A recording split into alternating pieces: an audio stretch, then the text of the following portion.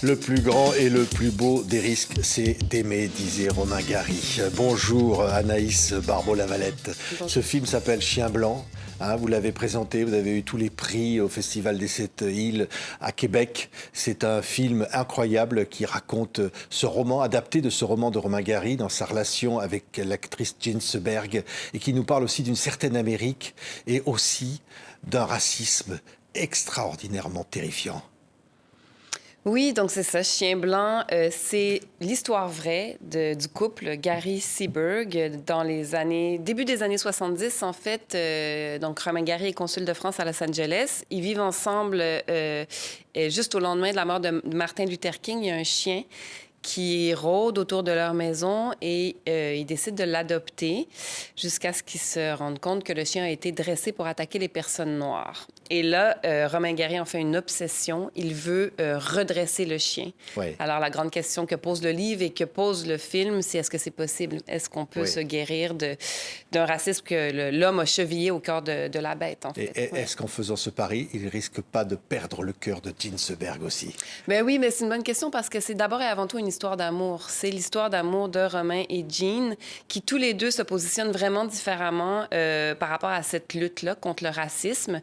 Évidemment, les deux ne sont pas directement concernés, ils ne sont pas victimes de racisme, mais ils sont bouleversés. Le pays est à feu et à sang suite à la mort donc, de Martin Luther King et chacun a une vision très personnelle de l'engagement, de leur façon, la bonne façon de s'impliquer, c'est laquelle. Romain Gary, lui, a une vision peut-être plus intime. Il se dit, moi, ça va être en guérissant le chien. Il veut prouver que c'est possible. Il en fait une obsession, en fait. Il va donc le confier à un dresseur noir, Keys, qui va s'atteler à la mission. Je ne dis pas comment les choses vont se passer. Alors que elle, Jean Seberg, est complètement investie auprès du groupe des Black Panthers. Elle a une militance de terrain, depuis longtemps d'ailleurs. Et ça va les diviser, en fait, de façon radicale. Leur couple va s'effriter comme le pays s'effrite. Et la question centrale, reste comment on peut s'impliquer quand on est une personne blanche privilégiée dans une lutte de laquelle on n'est pas les premières victimes. C'est la question que pose Chien blanc. Je trouve que c'est une question très, très contemporaine. Oui, regardez les images. Chien blanc. Bah, qu'est-ce que tu fais là, toi? Tu t'es perdu? Tu parles à qui, papa? Il y a un chien, viens voir. Regarde.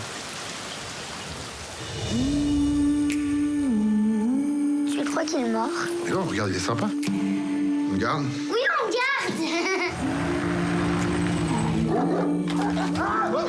White dog, they call him. Very carefully trained to teach him to catch runaway slaves. Basically, any black person. We have no choice. We have to put him down. No, it's the bastards who trained him who should be put down. I have some very sad news for all of you. Martin Luther King was shot and was killed tonight in Memphis.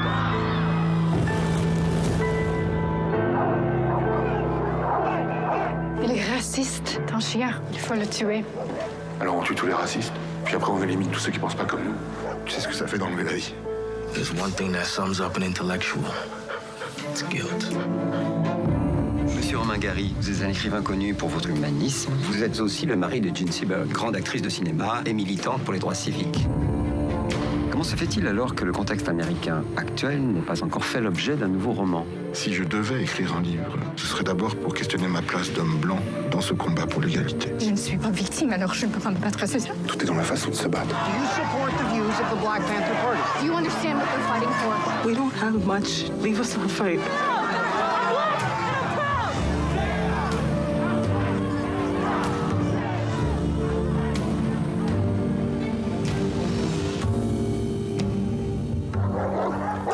You still think it can be done?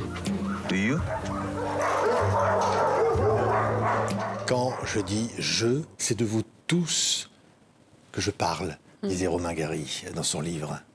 Il y en a plusieurs, des phrases très, très percutantes comme celle-là. Oui, parce que le chien est une métaphore, évidemment. Il dit aussi que ce chien blanc est un chien historique. Dans le film, d'ailleurs, il y a ce leitmotiv de la course du chien qui a d'abord poursuivi les esclaves en fuite pour ensuite, dans les années 60, être un chien blanc qui poursuit les manifestants noirs.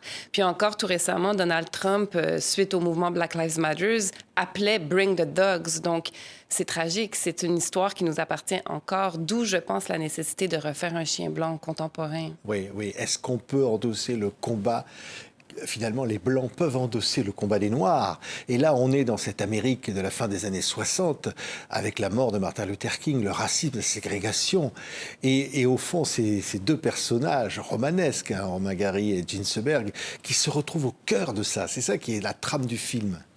Oui, puis c'est ça qui les bouleverse et qui les tiraille. Comment être un bon allié? Est-ce que c'est possible? Puis, en fait, ils vont, avec un élan profondément authentique, chacun va mettre tout son cœur et son corps à la tâche, en fait, pour essayer de défaire les nœuds du racisme, donc, qui est en train d'embraser le pays entier.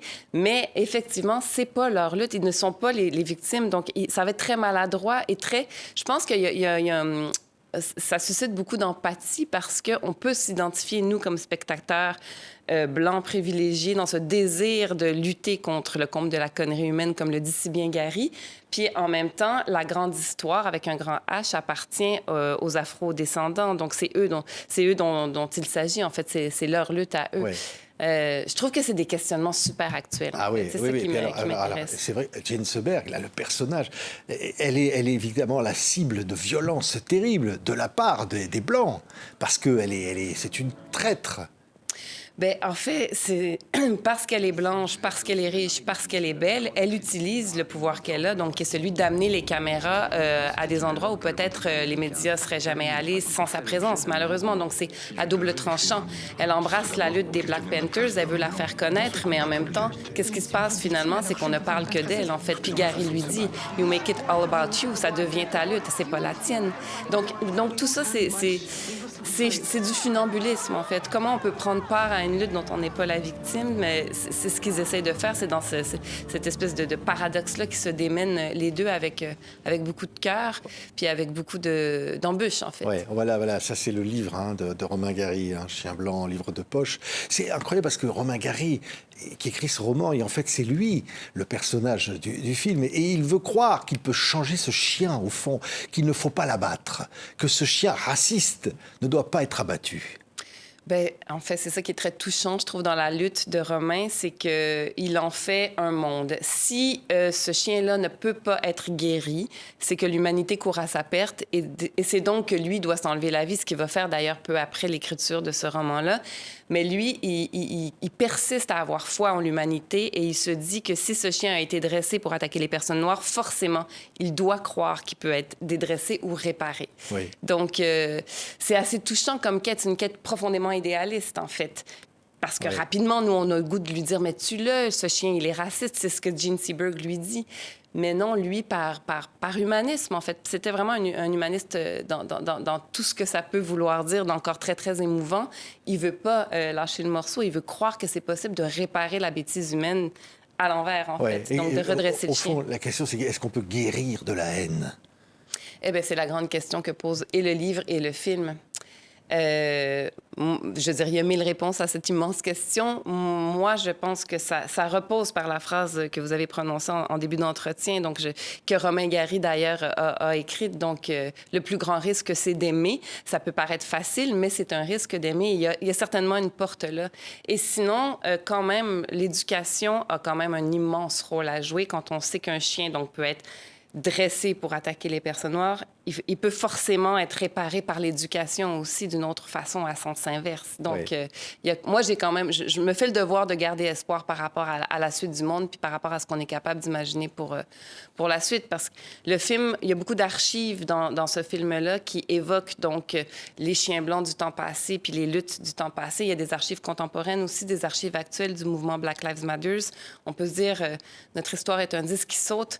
En même temps, j'ai envie que le film nous soulève. C'est aussi un film lumineux, c'est aussi un film qui nous redonne le pouvoir qui nous appartient, en fait. Je pense que c'est à nous d'écrire la suite de l'histoire, puis je pense qu'on a la capacité de le faire. Oui, avec comédiens formidables, hein, Denis Ménochet, Casey Roll, Casey Collins, et j'allais dire aussi la musique. Tiens, on va entendre Gaël Faye, qui apparaît à un moment sur un texte de Christiane Taubira, au générique du film, et qui dit ces mots, finalement, qui parlent, au fond, de ce qu'était le thème, les combats de Romain Gary. Écoutez. Sourd aux palpitations du monde, à ces hoquets, ces hauts, ces bas, ces haussements d'épaules veulent, au recensement des ossements qui tapissent le fond des eaux.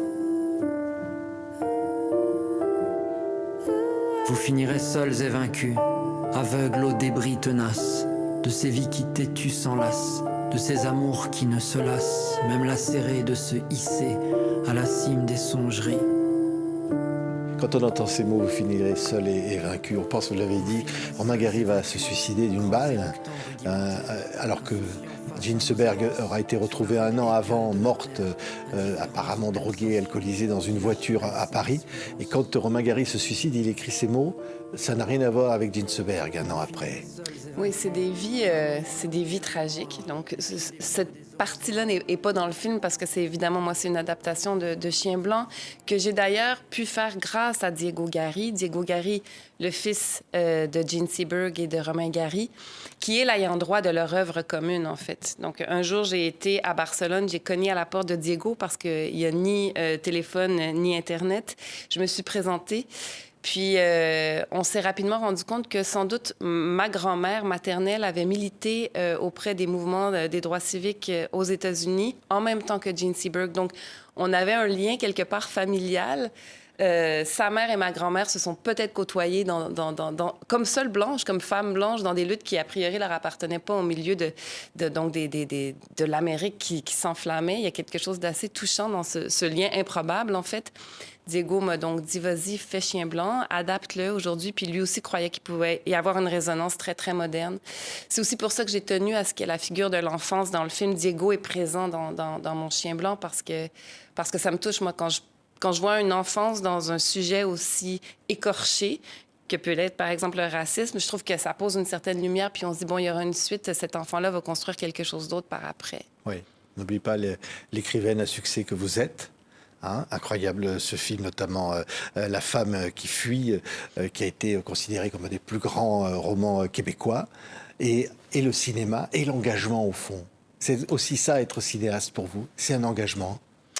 Bien, tout ça est lié. En fait, c'est sûr que, bon, ce serait très étonnant qu'un jour que je réalise des comédies romantiques. Moi, je vois vraiment l'écriture et le cinéma comme une façon de participer activement au monde. J'ai envie que mes films bouleversent, dérangent, soulèvent, fassent avancer certaines choses à ma juste mesure. Après, on ne sait jamais, on ne peut pas mesurer quelle empreinte nos écrits ou nos images peuvent laisser ou ce que ça peut semer, mais c'est quand même l'espoir que j'ai quand je crée, oui.